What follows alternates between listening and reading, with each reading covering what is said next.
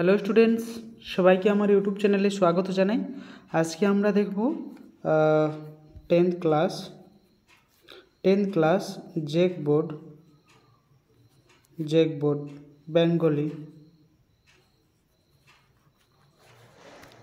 Bengali, ঠিক আছে। Bengali আমরা আজকে দেখব যে গ্রামার যেটা থাকবে সমস্ত, ঠিক আছে। যে দুটো পার্ট এ আর বি দুটো পার্ট থাকছে, একটাতে অবজেক্টিভ আর একটাতে সাবজেক্টিভ। তাহলে 30 আর 50 থাকছে, তো দুটোর মধ্যেই গ্রামার থাকবে, দুটোর মধ্যেই কন্টেন্টও থাকবে, ঠিক আছে। তাহলে লগভগ 35 নম্বর গ্রামার থাকে, ঠিক আছে। লগভগ 35 নম্বর গ্রামার থাকে। তাহলে সেই গ্রামারগুলো আজকে আমরা ভালো করে দেখব যে কী ধরনের গ্রামার আমাদেরকে পড়তে হবে, ঠিক আছে। যা পড়ার তো হয়েই গেছে, সময় তো আর নেই বিশেষ করে।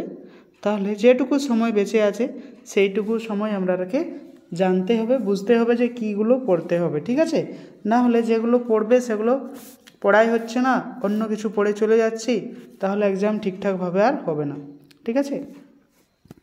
তাহলে কোনো কিছু সমস্যা থাকলে যে নাম্বারটা দেওয়া আছে এখানে 9199154669, ঠিক আছে, হোয়াটসঅ্যাপ করে তা জিজ্ঞাসা করতে পারো। এবং যে ভিডিওগুলো আপলোড হয়ে গেছে অলরেডি, ঠিক আছে, সেগুলো যে লিঙ্ক দেওয়া আছে সেই লিঙ্ক কিন্তু প্লেলিস্ট করানো আছে, সেই প্লেলিস্ট নিয়ে আর তার থেকে সমস্ত যে ভিডিওগুলো আপলোড আছে সেগুলো দেখতে পারেন, ঠিক আছে।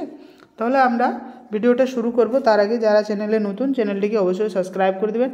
তাহলে ক্লাস 11-এ যদি বেঙ্গলি রাখেন তাহলে এখান থেকে সম্পূর্ণভাবে স্টাডি হয়, তাহলে সেটা সম্ভব হবে, ঠিক আছে।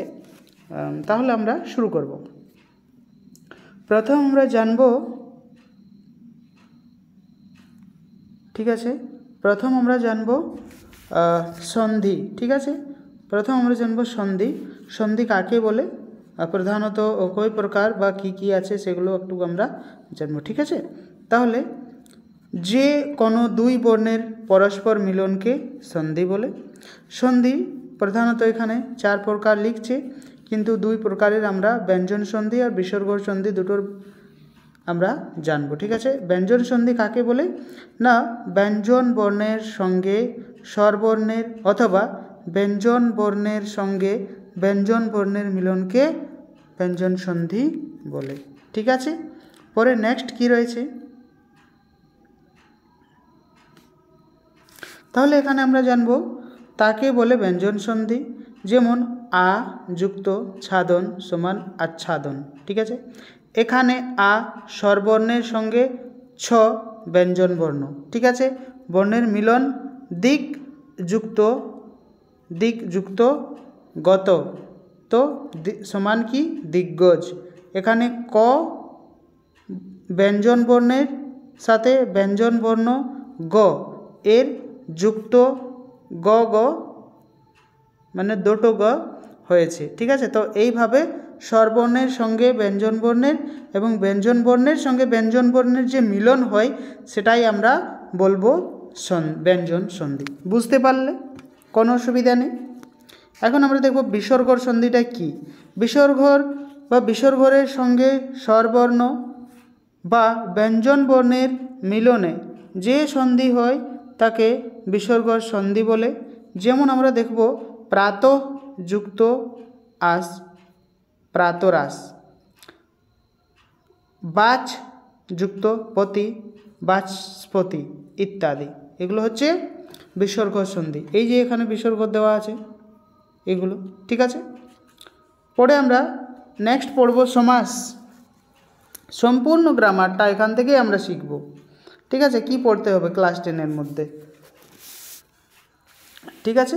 তাহলে আমরা গ্রামারটা দেখব, সমাস দেখব 2 নম্বর, ঠিক আছে। ব্যাকরণের আলোচ্য বিষয়গুলির মধ্যে সমাস বিশেষ গুরুত্বপূর্ণ।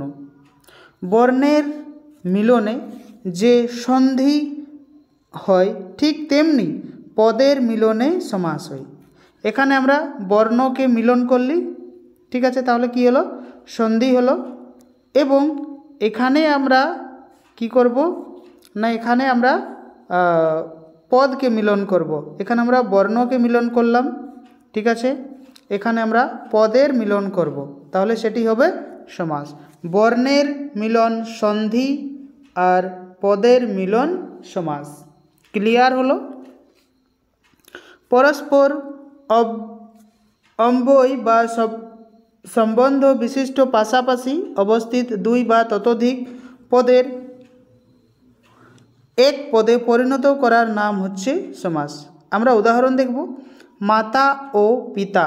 তাহলে দুটো শব্দকে আমরা কি করছি, জোড়া দিলাম, তাহলে কি হলো, মাতা পিতা। পল মিশ্রিত অন্ন, পলান্ন ইত্যাদি। সমাসের সঙ্গে সমস্যমান পদ, সপ্তম পদ ও ব্যাস বাক্য বিশেষ উল্লেখযোগ্য। এখানে আমরা দেখব সমস্যমান পদ। তাহলে সমস্যমান পদ কোনগুলো? যে সমস্ত পদগুলি মিলনের এক পদ হয় তাকে বলে সমস্যমান পদ। যেমন রাজার পুত্র, রাজপুত্র, এখানে রাজা এবং পুত্র দুটিই সমস্যমান পদ, ঠিক আছে। পরে নেক্সট প্রশ্ন পড়ব আমরা সমস্ত পদ। তাহলে সমস্য পদ পড়লি, এখন আমরা সমস্ত পদ পড়ব। সমস্ত পদ একাধিক পদের মিলনে যে নতুন পদ গঠিত হয় তাকে বলে সমস্ত পদ। যেমন আবাল, বৃদ্ধ, বনিতা। তাহলে আবাল, বৃদ্ধ ও বনিতা পদ মিলে এই পদটি গঠিত, সুতরাং আবাল, বৃদ্ধ, বনিতা হলো সমস্ত পদ। তাহলে বুঝতে পারা গেল, একদম পরিষ্কার। এখন আমরা বেশ বাক্য। বেশ বাক্য কাকে বলে সেটা পড়ব। সমস্ত পদকে বিশ্লেষণ করাকে বলে বেশ বাক্য, ঠিক আছে। যেমন সিংহাসনকে ভেঙে করা হয় সিংহ চিহ্নিত আসন। এখানে সিংহ চিহ্নিত আসন হলো বেশ বাক্য। তাহলে দুটোকে আমরা কি করলাম, ভেঙে দিলাম, ঠিক আছে। সমাস 6 প্রকার: দ্বন্দ্ব সমাস, কর্মধারয় সমাস, দ্বিগু সমাস, বহুব্রীহি সমাস ও অব্যয়ভাব সমাস। আমরা এক এক করে সেই সমাসগুলোকে জানব। এখানে দশম শ্রেণীর পাঠ্য রূপে দ্বন্দ্ব, কর্মধারয় ও অব্যয়ভাব সমাস তিনটি সমাসকেই কিন্তু, এই তিনটি সমাসেরই কিন্তু বিশেষ করে প্রশ্ন আমরা দেখেছি, বা এই তিনটে দশম শ্রেণীতে তিনটেরই প্রশ্ন কিন্তু থাকবে, ঠিক আছে, বেশি কিছু থাকবে না, এই তিনটেরই কিন্তু প্রশ্ন থাকবে। কি কি থাকছে ধ্যান দিতে হবে কিন্তু, দ্বন্দ্ব সমাস, কর্মধারয় সমাস, অব্যয়ভাব সমাস, এই তিনটির মধ্যেই অ্যান্সার হবে, এটা ধ্যান থাকা চাই। আমরা পড়ব এখন দ্বন্দ্ব সমাস। যখন দুই বা ততোধিক পদের মিলন হয় অথচ প্রত্যেক পদের অর্থ বোঝায় থাকে, তখন তাকে বলে দ্বন্দ্ব সমাস। যেমন ভাই ও বোন, ভাই বোন, ভীম ও অর্জুন, ভীমার্জুন ইত্যাদি। প্রকার ও ভেদ: দ্বন্দ্ব, সাধারণ, অমূল, সমার্থক, সমাহার ইত্যাদি। এক শেষ এই 6 প্রকারের সমাস হয়ে থাকে। তাহলে এটা আমরা জানলাম যে দ্বন্দ্ব সমাস থাকলে কেমন থাকছে, ভাই ও বোন, ভাই বোন, মাতা ও পিতা, মাতা পিতা, ভীম অর্জুন, ভীম ও অর্জুন, ভীমার্জুন, এইভাবে থাকবে, সেটা কি সমাস হবে, দ্বন্দ্ব সমাস হবে, ঠিক আছে। নেক্সট কি রয়েছে, কর্মধারয় সমাস। আমরা বুঝবো ভালো করে আগে কিন্তু, ঠিক আছে। বিশেষ্য ও বিশেষ্য, বিশেষ্য ও বিশেষ্য, বিশেষ্য ও বিশেষণ এবং বিশেষণ ও বিশেষণ পদের মিলনে কর্মধারয় সমাস হয়। তাহলে কর্মধারয় সমাদে পরপদ প্রাধান্য লাভ করে। যেমন নীল যে কমল, নীলকমল, নীল যে কমল, যদি এইরকম থাকে যে, তাহলে সেটি কর্মধারয় হবে, আর যদি ও থাকে তাহলে দ্বন্দ্ব সমাস হবে। এটি একটু মাথায় কিন্তু তোমরা রাখতে হবে। ঠিক আছে, তাহলে ভুল হবে না। ঠিক আছে, তাহলে কিন্তু ভুল আর হবে না। মিষ্টি যে অন্ন, মিষ্টান্ন ইত্যাদি। কর্মধারয় সমাস আবার 5 প্রকারের হয়ে থাকে: সাধারণ, মধ্যপদী, লোপী, রূপক, উপমান ও উপমিত কর্মধারয়। ঠিক আছে, আমরা যে এটার তিন নম্বর অব্যয়ভাব সমাস সেটিকে একবার আমরা বিশ্লেষণ করব। যে সমাসের পূর্বপদ অব্যয় এবং সমস্ত পদটি অব্যয়ের অর্থ প্রাধান্য লাভ করে থাকে তাকে অব্যয়ভাব সমাস বলে। যেমন দিন দিন, প্রতিদিন, বনের সদৃশ্য, উপবন ইত্যাদি। এইগুলো হবে কি? এইগুলো হবে অব্যয়ভাব সমাস। যার প্রথম পদটা কি হবে? যার প্রথম এখানে পূর্বপদ অব্যয়, যার কোনো বই হবে না। ঠিক আছে, মানে চেঞ্জ হবে না। অব্যয়ভাব ও কয়েক প্রকারের হয়ে থাকে, যেমন যোগ্যতা, সীমা, সমীপ্য, সাদৃশ, ব্যাপ্তি, অনতিক্রম, অভাব, পাশ্চাত্য, বিপরীত, ক্ষুদ্রতা, বিপসা ইত্যাদি অর্থের অব্যয়ভাব সমাস হয়ে থাকে। ঠিক আছে, বুঝতে পারা গেল? তাহলে এখন আমরা বাক্যের প্রকার ও ভেদ পড়ব। এইগুলোই কোশ্চেনে দেখা দিবে, অন্য কিচ্ছু আসবে না, একদম নির্ধারিত থাকতে হবে কিন্তু। ঠিক আছে, সমাসের 3টি থাকছে, সন্ধিবিচ্ছেদ থাকছে, আর এখানে বাক্য থাকছে, বাক্যের প্রকার ও ভেদ থাকছে, সরল বাক্য, জটিল বাক্য, যৌগিক বাক্য। ঠিক আছে, তাহলে এটা আমরা বুঝবো একবার। মনের ভাব প্রকাশের জন্য শব্দ ও পদের সমন্বয়ে গঠিত হয় বাক্য। ঠিক আছে, বাক্যের গঠন রীতি অনুসারে বাক্যগুলিকে 4 ভাগে বিভক্ত করা হয়েছে। যেমন সরল, যৌগিক, আর জটিল, আর মিশ্রিত। ইংরেজিতে বলে সিম্পল, কম্পাউন্ড, কমপ্লেক্স আর মিক্সড। ঠিক আছে, তাহলে এই 4টি ভাগে ভাগ করেছে। এইগুলো ইংরেজিতেও আছে, এখানেও আছে। 10ম শ্রেণীর পাঠ্যক্রমে সরল, যৌগিক ও জটিল এই 3টি প্রকার ও ভেদকেই কী করেছে, নেওয়া হয়েছে। 4টি না, ঠিক আছে, 3টি। কী কী? সরল, যৌগিক, জটিল। ঠিক আছে, সরল, যৌগিক আর জটিল। মিশ্রিত কিন্তু নেওয়া হয়নি। ঠিক আছে, তাহলে আমরা সরল বাক্যকে বুঝবো, কিভাবে আমরা সরল বাক্যগুলো ধরতে পারবো। ঠিক আছে, সরল বাক্য সিম্পল। যে বাক্য একটি মাত্র উদ্দেশ্য ও একটি মাত্র সমাপিকা ক্রিয়া থাকে তাকে সরল বাক্য বলে। তাকে বলে সরল বাক্য বা সরল বাক্য বলে। ঠিক আছে, যেমন রাত পোহালে বেড়াতে যাব বা বেড়াতে যাব। ঠিক আছে, রাত পোহালে বেড়াতে যাব, ইজি, সহজ সরল বাক্য, ইজি থাকছে।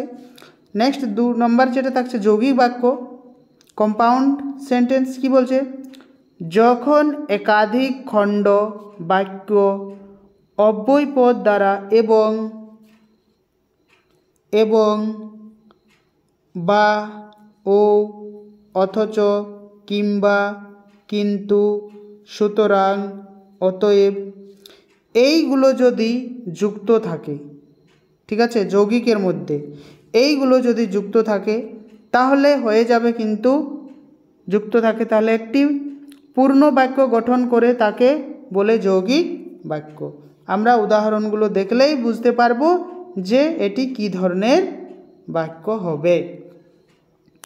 ছেলেটি কম বলে কিন্তু, যৌগিক হয়ে গেল, দুটো বাক্য মিশছে, কিন্তু সেখানে আর পড়ছি না। তিনি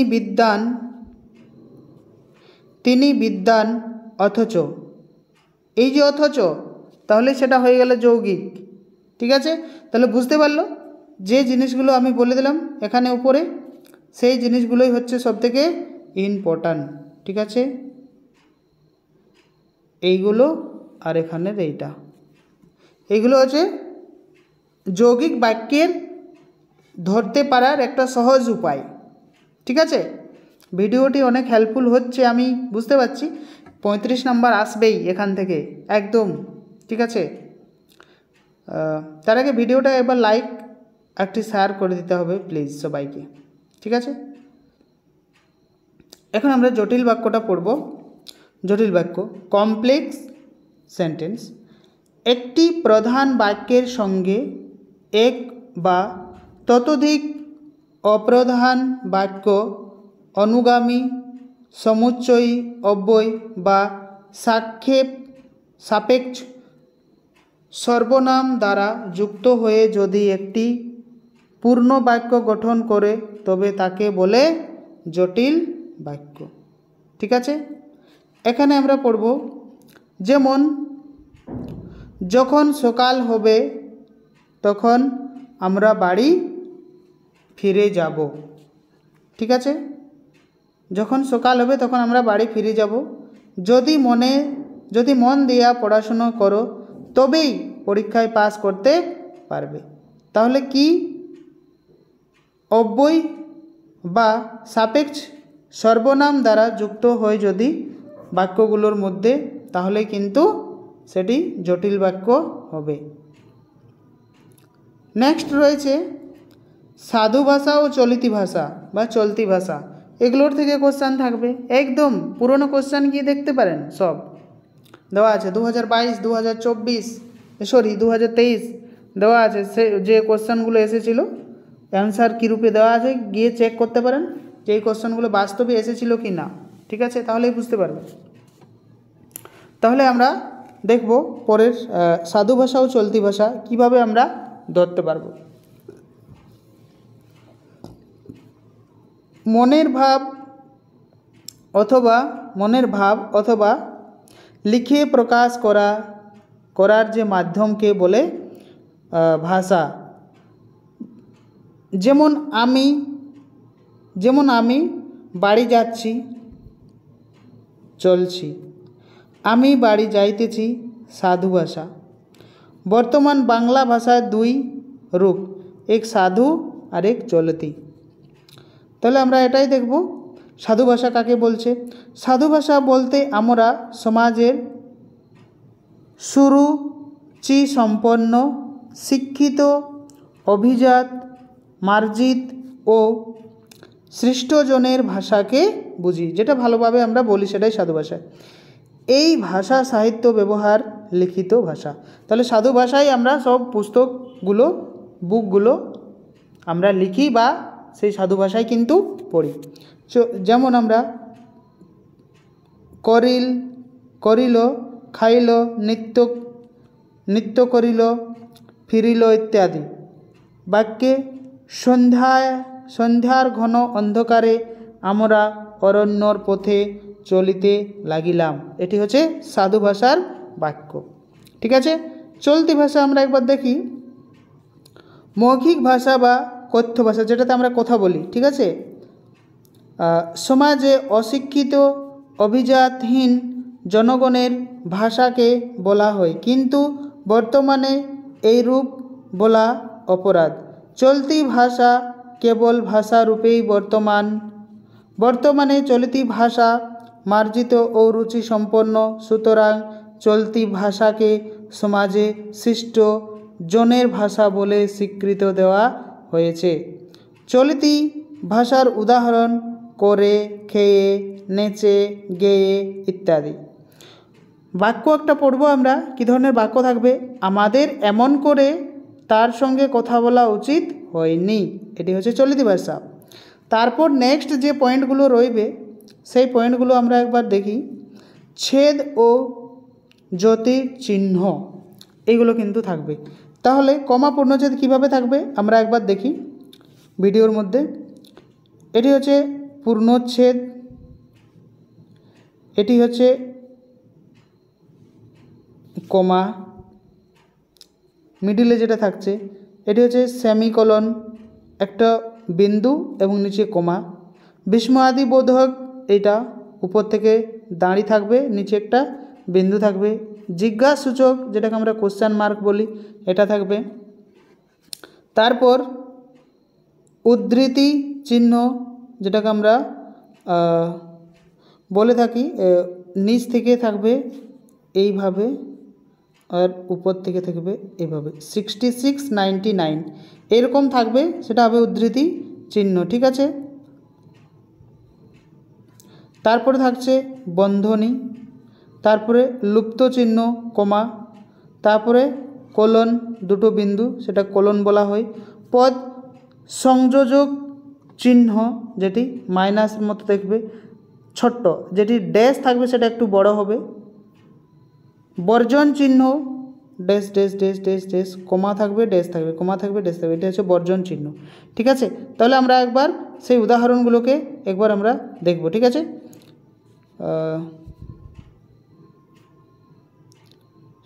উদাহরণ না, এগুলো আমরা অন্য দেখছি। একই শব্দের ভিন্নার্থক প্রয়োগ সাধু বাংলা ভাষাতে নয়, বিশ্বের শব্দ ও পদ থাকে যেগুলি বাক্যে সংযুক্ত হওয়ার সময় বাক্যানুসারে ভিন্ন অর্থ প্রকাশ করে। প্রথমে মাথা, 1 নম্বর মাথা। তোমার অঙ্কে মাথা নেই, এখানে মাথা শব্দের অর্থ বুদ্ধি। ঠিক আছে। 2 নম্বর মাথা গরম করে লাভ নেই, এখানে মাথা শব্দের অর্থ ক্রোধ বা রাগ। এইভাবে একটি শব্দের বাক্য প্রযুক্ত হয়ে ভিন্ন ভিন্ন অর্থ প্রকাশ করে। এরকম 5টা প্রশ্ন থাকে যেগুলো তোমাদেরকে 50 নম্বরে যেটা থাকছে সেখানে লিখতে হবে। ঠিক আছে। সেখানে কিন্তু এগুলো লিখতে হয়। আর এই কমা যে চিহ্নগুলো আছে এইগুলো কিন্তু লিখতে হবে, ছেদ চিহ্নগুলো। ঠিক আছে, বুঝতে পারা যাচ্ছে। বানান শুদ্ধি এর মধ্যে থাকছে, বানান শুদ্ধির মধ্যে এগুলো থাকবে। ঠিক আছে। শুদ্ধ বানান অশুদ্ধ বানান দেওয়া থাকবে, একটি শুদ্ধ থাকবে, সেটাতে বুঝতে হবে কোনটা শুদ্ধ কোনটা অশুদ্ধ। দেখো ব্যবহার, এটি হচ্ছে অশুদ্ধ। বৈজফলায়াকার ব হয়াকার ব্যবহার, শুদ্ধরূপে কি বৈজফলা ব হয়াকার ব্যবহার। অশুদ্ধ মুনি, ময়রস্যু দন্তনে দীর্ঘি মুনি, শুদ্ধ হচ্ছে ময়রস্যু দন্তনে রস্যি মুনি। এইভাবে শুদ্ধ অশুদ্ধগুলো কিন্তু দেখতে হবে। ঠিক আছে। রচনা প্রবন্ধের দিয়ে থাকছে সেগুলো কিন্তু লিখতে হবে। রচনা প্রবন্ধ রচনা অনুচ্ছেদ লিখন যেটা থাকছে সেটিতে 10 ক্লাসের মধ্যে 10ম শ্রেণীর ছাত্রছাত্রীদের যাতে কোনো একটি বিষয় নিয়ে স্বল্প পরিসরে অনুচ্ছেদ রচনা অর্থাৎ বিষয় সম্বন্ধিত রচনা লেখার ক্ষমতা সৃষ্টি করে, সেজন্য প্রবন্ধ অর্থাৎ অনুচ্ছেদের রচনা পাঠ্যক্রম সিলেবাসে অন্তর্ভুক্ত করা হয়েছে।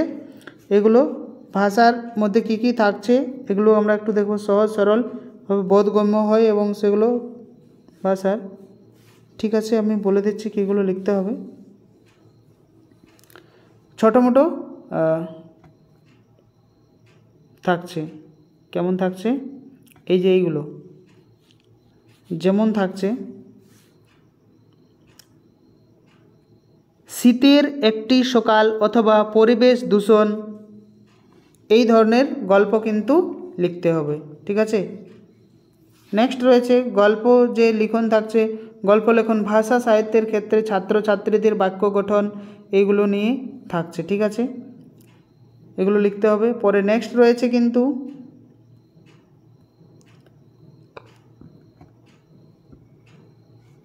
নেক্সট কি রয়েছে, চিঠিপত্র লিখতে হবে। এটি 5 নম্বর থাকবে, যেটি একটি রচনা লিখতে হবে। পরে রয়েছে চিঠিপত্র, এটি লিখতে হবে। কিসের নিয়ে চিঠিপত্র লিখতে হবে দেখাচ্ছি আমি। এইগুলোর নিয়ে আবেদনপত্র কিন্তু বিশেষ করে লিখতে হবে। ঠিক আছে। এইগুলো কীগুলো আছে একবার দেখি। পত্রের ভাষা শুদ্ধ সহজ সরল হতে হবে। পত্রের সকলের অনাবশ্যক শব্দ জালে বা বাক্যে খুশি বেশি বড় হওয়া উচিত। স্বল্প পরিসরের বক্তব্য বিষয়টি এগুলো ধ্যান রাখতে হবে, ঠিক আছে। এগুলো যেভাবে শেখানো হয়েছে সেইভাবেই লিখতে হবে, কোনো অসুবিধা হবে না, নাম্বার ঠিকঠাকভাবে এসে যাবে, ঠিক আছে। বোধ পরীক্ষা, ছাত্রছাত্রীর বোধ পরীক্ষার জন্য পাঠ্যক্রমে যে এটাও কিছু না, ঠিক আছে। তাহলে আমরা আজকে গ্রামার যে ধরনের কোশ্চেনগুলো থাকছে, 11টা টপিকস থাকছে টোটাল। এই টপিকসগুলোর মধ্যে কিন্তু 35 মার্কস থাকছে, 35 মার্কস থাকছে গ্রামার থেকে, ঠিক আছে। তাহলে ইজিলি আমরা সেই 35 মার্কস আমরা কিন্তু পেতে পারি, ঠিক আছে, পেতে পারি। থ্যাংক ইউ সবাইকে পুরো ভিডিও দেখার জন্য। কিছু কোশ্চেন বা কিছু সমস্যা থাকলে এই নাম্বারে হোয়াটসঅ্যাপ করে জিজ্ঞাসা করতে পারেন, কোনো সমস্যা নেই, ঠিক আছে। থ্যাংক ইউ সবাইকে পুরো ভিডিও দেখার জন্য। ভিডিওটি লাইক শেয়ার কমেন্ট অবশ্যই করবে, আর নিজের বন্ধুদেরকে শেয়ার করে দেবে, আর যারা নতুন তারা চ্যানেলটিকে সাবস্ক্রাইব করে দেবেন। থ্যাংক ইউ সবাইকে পুরো ভিডিওটা দেখার জন্য।